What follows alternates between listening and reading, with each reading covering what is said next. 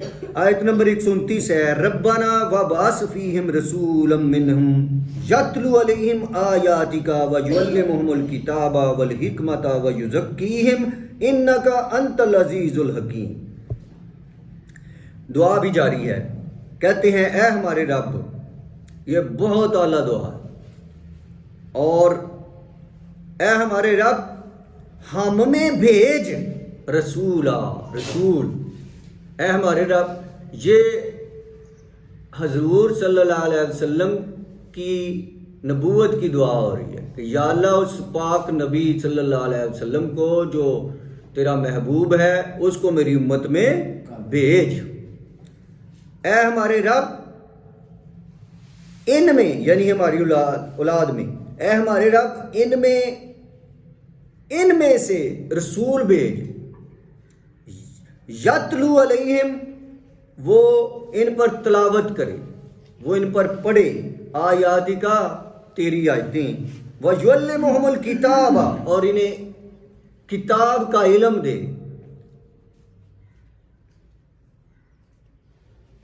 یتلو علیہم آیاتی کا، ان پر تیری آیات پڑھے، وَيُعَلِّمُهُمُ الْكِتَابَ وَالْحِکْمَةَ، اور انہیں کتاب کا علم دے اور حکمت دے، وَيُزَكِّيهِمْ، اور انہیں پاک کرے، اِنَّكَ أَنْتَ الْعَزِيزُ الْحَكِيمُ، بے شک تو غالب ہے، حکیم ہے، حکمت والا ہے، دانا ہے۔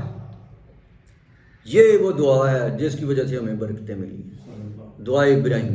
رسول کریم صلی اللہ علیہ وسلم کہتے تھے کہ میں دعائے ابراہیمی ہوں، میں عیسیٰ کی بشارت ہوں۔ تو حضرت عیسیٰ نے ان کی بشارت دی تھی اور حضرت ابراہیم علیہ السلام نے ان کے لیے دعا کی تھی۔ تو یہاں سے بھی یہ بات ثابت ہو رہی ہے کہ پیغمبر کیوں مانگ رہے ہیں، وہ اس لیے نہیں مانگ رہے کہ وہ پھوکے مار کے تو ادھر کوئی ہریالی اگا دے، ادھر پھونک ماری تو سارے مسلمان کر دیے، اوپر پھونک ماری تو سونے کی بارش ہو گئی۔ وہ آگے بتا رہے ہیں کہ ہم رسول مانگ کیوں رہے ہیں، یہ کام نہیں ہوتا رسولوں کا۔ ہمارے ہاں رسول اور کتاب کا جو مقصد ہے نا، وہ یہ اعلان ہے۔ ہمارے ہاں رسول اور کتاب کا مقصد ہے مردے بخشوانا، ٹھیک ہے، برکتیں حاصل کرنا، کوئی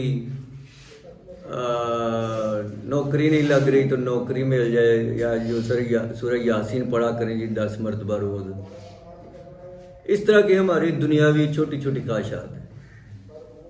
ہمارے جو شیخ ہیں نا، جن میں ہمیں فنا فی شیخ ہونا چاہیے، ان کو فرشتے نے کہا کہ میں اس پہاڑ کو سونے کا بنا دیتا ہوں، تو رسول کریم صلی اللہ علیہ وسلم میں نے کیا کرنا ہے؟ آپ نے کہا میں نے کیا کرنا ہے بھائی، رہنے دے تو ایسے ہی جیسے ہے، مجھے سونے کی طلب نہیں۔ ان کا یہ کام تھا۔ اور حضرت ابراہیم علیہ السلام بھی کہہ رہے ہیں کہ رسول بھیج تاکہ وہ میری جو قوم ہے، میرے جو بچے ہیں بعد میں آنے ہیں، ان کے لیے تیری آیات پڑھ پڑھ کر انہیں سنائے۔ سبحان اللہ۔ پھر کیا کرے؟ انہیں کتاب اور حکمت کی تعلیم دے۔ تعلیم، یہ ہے نبی کا کام۔ اور نبی کا کام جیسے اس کا منصب سب سے اعلیٰ ہوتا ہے، اسی طرح سے اس کا کام بھی سب سے اعلیٰ ہوتا ہے۔ تو اس سے ثابت ہوا کہ دنیا کے اندر سب سے اعلیٰ کام جو ہے وہ تعلیم ہے، خواہ وہ دنیا کی ہو خواہ وہ دین کی ہو۔ نمبر 1 دین کی، نمبر 2 دنیا کی۔ نفی نہیں ہے کہ دنیا کی نفی ہو کہ جی دنیا کی کوئی فائدہ نہیں، فائدہ ہے، آخرت میں بھی فائدہ ہے، دنیا میں بھی فائدہ ہے دنیا کی تعلیم کا، اور آخرت میں بھی فائدہ ہے، کیوں نہیں فائدہ؟ کہیں اس کی نفی نہیں آئی کہ دنیاوی علوم جو ہیں وہ بے سود ہیں۔ تو یہ علم کی اہمیت کے اوپر آیت ہے کہ وہ نبی بھیج، مانگ رہے ہیں، گڑ گڑا کر دعا مانگ رہے ہیں، یا اللہ نبی بھیج کس لیے بھیجوں؟ تاکہ وہ میری امت کو علم و حکمت کی باتیں بتائے. یہ ہیں خزانے، یہ ہیں سونے کے پہاڑ. علم خواہ دنیا کا ہو خواہ دین کا ہو. تو جو لوگ بھی کامیاب ہوتے ہیں، پیک پہ پہنچتے ہیں، نام کماتے ہیں، آخرت کماتے ہیں، علم کے بغیر نہیں کما سکتے. یہ الگ بات ہے کہ کوئی پیر پھونک مار کے تو چوروں کتب بنا چھڑ دیں. آپ نے سنا ہوگا نا، وہ جو نگاہ میں اثر ہوتا ہے وہ تو چوراں نو ہی کتب بنا دیں. کتب بہت بڑا بلی. ایسا نہیں ہوتا، کوئی بھوک جھوک سے کچھ نہیں ہوتا.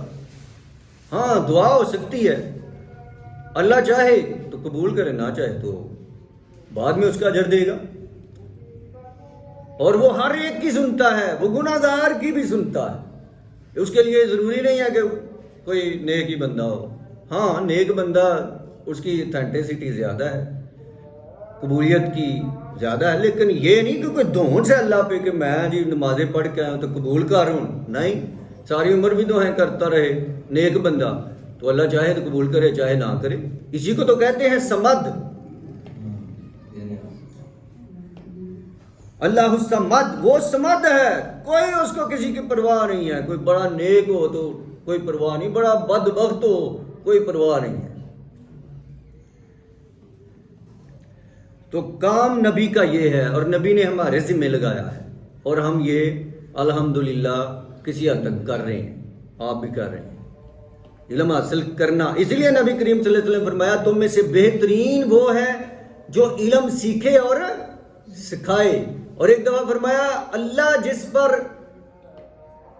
اپنی رحمت کرتا ہے، جس کو اپنے لیے چن لیتا ہے، اللہ جس سے پیار کرتا ہے تو اس کو وہ دین کا علم سکھا دیتا ہے. یہ ہے اس کی پیار کی نشانی. یہ نہیں ہے کہ اس کو بڑا کرم ہو گیا جی ہوں تواڈے تے بڑا فضل ہے، ماشاءاللہ 5 پتر باہر گئے نے تے بڑیاں ہی خیراں نے، کوٹھیاں بنا لیاں نے، کاراں لے لیاں نے، تے تواڈے تے بڑا اللہ دا کرم ہے. اور بھائی اللہ کہہ رہا ہے کہ کرم یہ ہے کہ میں جس پر، وہ بھی فضل ہی ہے، ٹھیک ہے، اس کی نفی نہیں ہے، لیکن اصل جو چیز ہے، جو پرائرٹی ہے وہ یہ ہے کہ اللہ کہتا ہے میں جس کو چن لیتا ہوں، جس کو میں پیار کرتا ہوں، اس کو میں پھر علم دیتا ہوں، سیکھنے سکھانے کا کام دے دیتا ہوں. اور پاک کریں، پاک بھی علم سے ہوتا ہے بندہ. یہ دیکھ علم سے پاک ہوتا ہے. علم و بعد جو کرے فقیری کافر مرے دیوانہ ہو. یہ تو سلطان باہو نے بھی کہا نا کہ علم و بعد جو کرے فقیری کافر مرے دیوانہ ہو. علم پلے ہے نہیں، فقیر بنن ٹرے نے، پیر بنن ٹرے نے. وہ کئی سڑکاں تے پے ہوندے نے ننگے ہی، اتنے کوئی چادر دے جاندہ ہے، اور گند سارا وہ ادھر ہی کرتے رہتے ہیں، وہ لپٹا ہوتا ہے. وہ کئی مائیاں ان کے پاس بھی جا کر ایسے کہ یہ بڑا پہنچا ہوا ہے. اندازہ لگائیں.